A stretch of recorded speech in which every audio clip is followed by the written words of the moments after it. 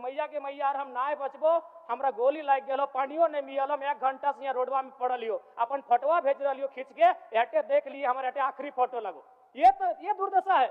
इसलिए केवल प्रक्रियाधीन है, विचाराधीन है, इस बात को लेकर कौन संतुष्ट होगा? देखो, केवल यही बहाना करे कि न्यायालय में विधायिका का हस्तक्षेप नहीं होता है, तो 25 साल बीत चुके हैं, हमारे पास स्थानीय नीति नहीं है, हमारे पास ढंग की नियोजन नीति नहीं है, और 25 साल बीत जाएंगे। तो इस राज्य को बनाने का मकसद, आज हम लोग वीर शिबू सोरेन आज हमारे बीच नहीं रहे, उनको हम लोग दिल से श्रद्धांजलि दिए, लेकिन केवल श्रद्धांजलि देने से नहीं होगा। उनका सपना क्या था, उनका विचार क्या था, वो तभी मंत्रीगण ना बैठे, अधिकारियों के भरोसे सरकार ना बैठे, विधायिका की जवाबदेही हो, विधायिका की जिम्मेवारी हो।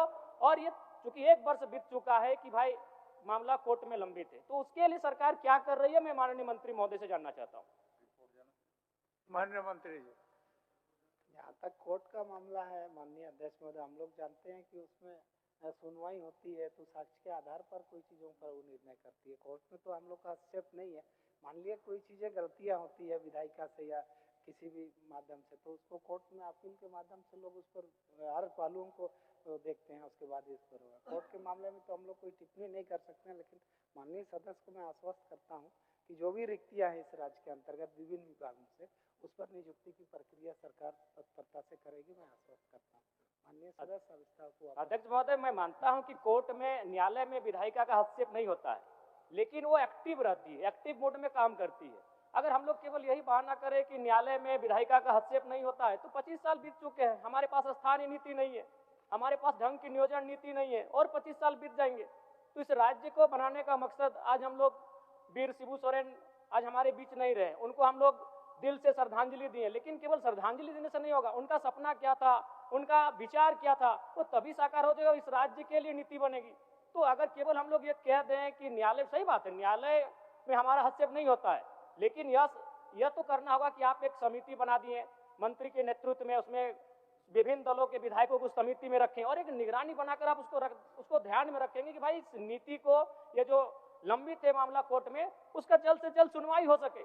महोदय, इस पर मैं इसलिए गंभीर हूं, और मैं व्यक्तिगत रूप से इसलिए गंभीर हूं क्योंकि मैं जिस विधानसभा से आता हूं, मैंने आपको उस दिन भी कहा था अध्यक्ष महोदय कि विगत 1 महीना 1.5 महीना में मेरे विधानसभा से लगभग 15-16 नौजवान विदेशों से, प्रदेशों से डेथ होकर आए हैं, और विजय कुमार, उनकी तो डेथ बॉडी आज भी नहीं है, क्योंकि ये विधानसभा का प्रोटोकॉल नहीं है वीडियो ऑडियो को दिखाना।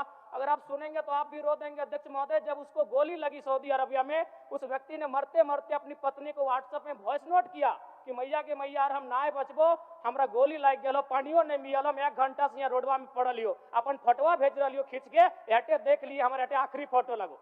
ये दुर्दशा है।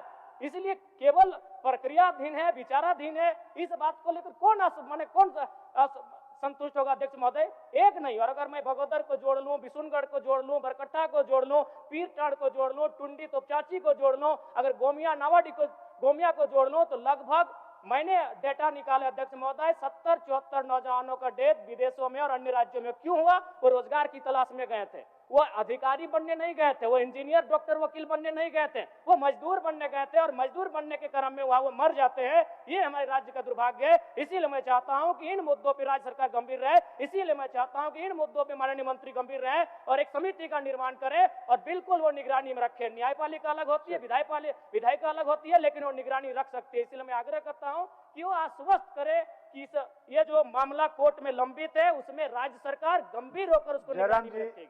जयराम जी, इसी सुझाव के साथ अपना अभिस्ताव वापस लिए, तो आप जो सुझाव दिए माननीय मंत्री जी को, वो तो ग्रहण किए।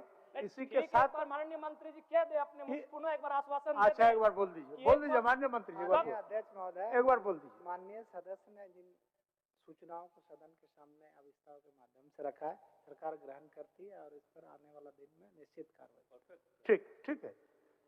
ठीक है अध्यक्ष महोदय, मैं इस विश्वास के साथ कि जितने भी रिक्त पद हैं उनकी भरपाई ससमय होगी, जो भी कैलेंडर सरकार के द्वारा निर्धारित किए जाएंगे उनका अनुपालन होगा, जो लोग अगर परीक्षाओं में कदाचार होता है और जो दोषी होते हैं उन पर कार्रवाई होगी, और साथ ही साथ जो 75% निजी कंपनियों में भी आरक्षण का मसला है, उस पर सरकार गंभीरता पूर्वक निगरानी करते हुए उसमें हमारी जीत कैसे हो, और 2002 में हमारे साथ जो हुआ है वो घटना, वो पुनरावृत्ति दोबारा दोहराई ना जाए, ये कार्य सरकार करेगी। मैं इसी विश्वास के साथ, इसी उम्मीद के साथ अपने अभिस्ताव प्रस्ताव को वापस लेता हूं। धन्यवाद।